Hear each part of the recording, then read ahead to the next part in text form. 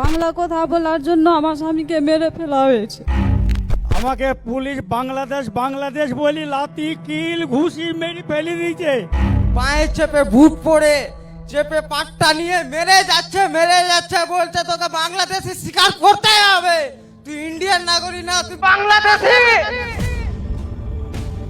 ছেলের নাম সুখেন মাহাতো, মহারাষ্ট্র গেছিল কাজ করতে, ওখানে কাজ করতে যেয়ে খুন হয়ে গেছে।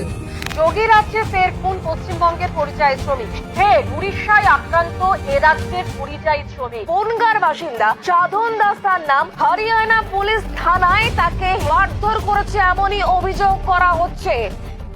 যে ভাষায় আমরা মা বলতে শিখেছি সেই ভাষায় কথা বললে জুটছে মৃত্যু। যে ভাষায় রচিত হয়েছে জনগণ মন বন্দে মাতরম সেই ভাষায় কথা বললে জুটছে নিষ্ঠুর অত্যাচার। আজকে বাংলা ভাষায় কথা বললে পরিযায়ী শ্রমিকদের উপর অত্যাচার হচ্ছে। বিজেপি রাজ্যগুলো করছেন কেন? আমরা তো করি না। अब क्यों अत्याचार करते हैं? आसाम में जाते हैं पिटते हैं, राजस्थान में जाते हैं पिटते हैं, मध्य प्रदेश जाते हैं पिटते हैं। क्यों? पिटना कोई धर्म नहीं होता है। যে বাংলার অবদান স্বাধীনতা সংগ্রামে অপরিসীম, যে বাংলা দেশকে দিয়েছে নোবেল থেকে অস্কার, সেই বাংলার পরিযায়ী শ্রমিকদের দেখলেই বিজেপি শাসিত রাজ্যে চলছে নিপীড়ন। কেন? কোন দোষে তারা আজ নিজের দেশে শোষিত, লাঞ্ছিত? কেন পরিবারের কাছে মরদেহ ফিরছে বারবার তাদের প্রিয়জনের? বম্বে মহারাষ্ট্রে কাম করতে গিয়ে দীর্ঘ 7 মাস আমি জেল খাটে আসি, কিন্তু এই দীর্ঘ 7 মাস কি কষ্ট করেছি আর কি না কষ্ট পেয়েছি এটা একমাত্র আমরা জানি। আমি মহারাষ্ট্রে কাজ করতে গেছিলাম, ওখানে যায় জবরদস্তি করে আমাদেরকে জেলে পাঠায় দেয়। পরিযায়ী শ্রমিক রয়েছেন যারা বাইরে কাজ করেন, তাদের উপর ধারাবাহিক অত্যাচার, অবহেলা, অপমান, শোষণের একাধিক ঘটনা আমরা দেখেছি এবং শুনেছি। আমি স্যার উড়িষ্যা কটক রাজ্যে কাজ করতে গেছিলাম, ওখানে আমাকে বাংলা কথা বলার জন্য বাংলাদেশি বলে আমাকে মারধর করেছিল। আমি এদিকে ওদিকে লুকিয়ে বেড়াতাম।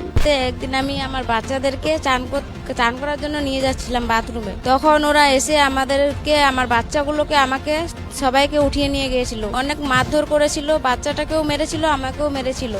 এতটুকু দায়িত্ব নিয়ে বলতে পারি, এই মাটিতে জন্মেছেন, এই মাটিতেই বড় হয়েছেন, এই মাটিতেই থাকবেন, এই মাটিতেই পরিবারের পাশে দাঁড়াবেন। আপনাদের সকলের কর্মসংস্থানের ব্যবস্থা আমি এই মাটিতেই করব। মমতা বন্দ্যোপাধ্যায়ের সাথে কথা বলে আমাদের বামাটি মানুষ সরকার করবে, এই কথাটাও আমি আপনাদের বলে দিয়ে যাচ্ছি। আপনাদের সকলকে এক থাকতে হবে। রোজগারের ঠিকানা কেন হয়ে উঠেছে মৃত্যুপুরী? বাংলা বিরোধী, বাঙালি বিরোধী, নিষ্ঠুর, কৃতঘ্ন, স্বৈরাচারী বিজেপি জবাব দাও। খুব অত্যাচার করেছে স্যার, 4 মাস জেলে ভরা ছিলাম।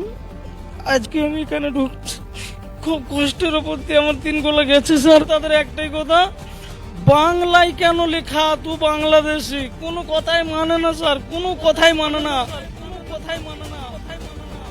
এই মৃত্যুর জবাব দাও, এই অত্যাচারের জবাব দাও, এই নিষ্ঠুরতার জবাব।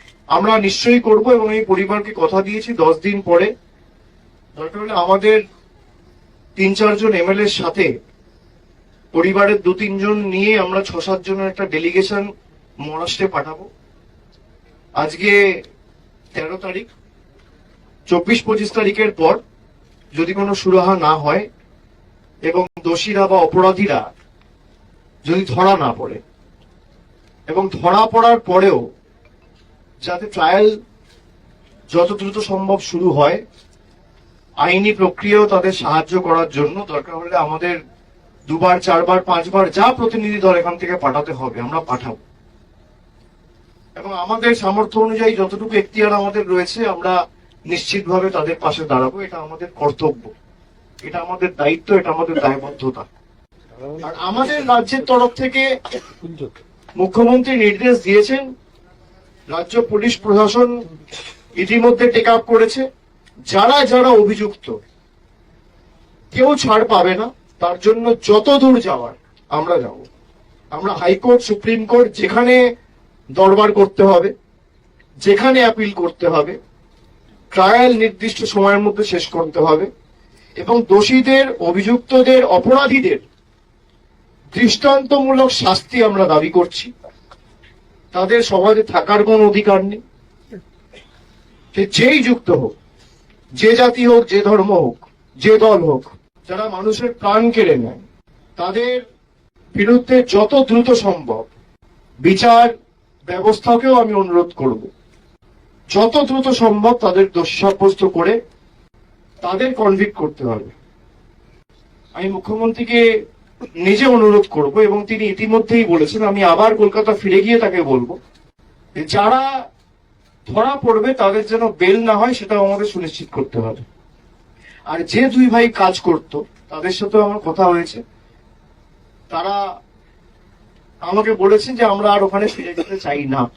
তো আমরা দলগতভাবে রাজ্যের মুখ্যমন্ত্রী এবং আমাদের দলনেত্রী মমতা বন্দ্যোপাধ্যায়ের কাছেও তাদের আবেদন রাখবো যে তাদের দুই ভাইয়ের যেন চাকরি বা কর্মসংস্থানের ব্যবস্থা আমাদের মানবিক রাজ্য সরকার আগামী যত দ্রুত সম্ভব তাদের এখানেই করে দেয়, যাতে তাদের পুরুলিয়ার মাটিতেই তারা থাকতে পারে এবং বাইরে তাদের যাওয়ার কোনো দরকার না পড়ে। আমি দলগতভাবে অনুরোধ করব, আমাদের এখানে প্রতিনিধিটা আছে, দোষীদের কঠোর শাস্তি দাবি করে আগামীকাল প্রত্যেকটা বিধানসভায় আমাদের ব্লক টাউনে একটা করে মিছিল হবে, 3টে থেকে 4টে। আমরা যেভাবে তৎপরতার সাথে রাজ্য পুলিশ প্রশাসন এটা মহারাষ্ট্রের সাথে, মহারাষ্ট্র পুলিশের সাথে, মহারাষ্ট্রের রাজ্য সরকারের সাথে টেক আপ করেছে, মহারাষ্ট্রের সরকার বিজেপির, আমি আশা করব পুরুলিয়ার বিজেপির সাংসদ জ্যোতির্ময় মাহাতো একই তৎপরতার সাথে, একইভাবে উদ্যোগ নিয়ে যারা এই অপরাধের সাথে যুক্ত তাদের বিরুদ্ধে যাতে মহারাষ্ট্রের পুলিশ প্রশাসন দ্রুত ব্যবস্থা নিয়ে ট্রায়াল কমপ্লিট করে তাদের দোষী সাব্যস্ত করে, সে নিয়েও দরকার হলে মহারাষ্ট্রের মুখ্যমন্ত্রী এবং দরকার হলে কেন্দ্রের স্বরাষ্ট্রমন্ত্রীর সাথেও কথা বলবেন। তো আমি আশা করব দলের ঊর্ধ্বে উঠে উনি এই কাজগুলো করবেন। যারা মৃত্যু নিয়ে রাজনীতি করে তাদেরকে বলবো যে অ্যাটলিস্ট আপনারা এইটুকু করতে পারেন যে একটা ফোন তুলে মহারাষ্ট্রের যিনি মুখ্যমন্ত্রী দেবেন্দ্র ফডনবিসকে ফোন করে বলবেন যে আমার জেলার একজন তরতাজা যুবক কাজ করতে সেখানে গিয়ে একজন পরিযায়ী শ্রমিক 31 বছর বয়স, তাকে খুন করা হলো, হত্যা করা হলো, আমরা এর বিচার চাই। ফোন করে যদি বাংলার মানুষের টাকা আটকাতে পারেন, রাস্তার টাকা আটকাতে পারেন, বাড়ির টাকা আটকাতে পারেন, সুবিচার তো চাইতেই পারেন, এইটুকু তো আশা করা যায়। এবং এখানে যারা বিজেপির দায়িত্বে রয়েছেন, সিপিএম এর দায়িত্বে রয়েছেন, ফরওয়ার্ড ব্লকের দায়িত্বে রয়েছেন, কংগ্রেস প্রতিনিধি যারা রয়েছেন, সকলকে মিলে আমি অনুরোধ করব যে আপনারা ঐক্যবদ্ধভাবে কেন্দ্রকে চিঠি লিখুন, মহারাষ্ট্রকে চিঠি লিখুন এবং পরিবারের পাশে এসে দাঁড়ান, দলমত নির্বিশেষে। এটুকুই আমার সবার কাছে আবেদন থাকবে।